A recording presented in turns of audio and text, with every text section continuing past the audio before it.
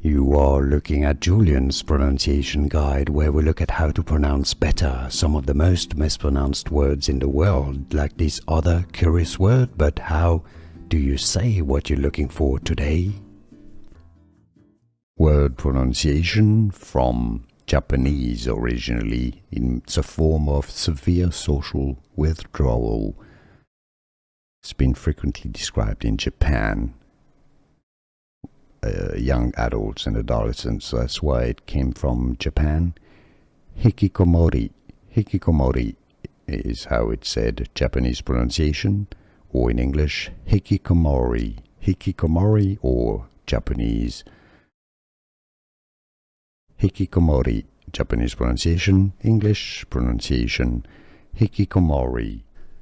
Here are more videos on how to pronounce more confusing words and names too many mispronounced. Like this video if you found it useful. I appreciate your support. I'll see you soon and thanks for watching.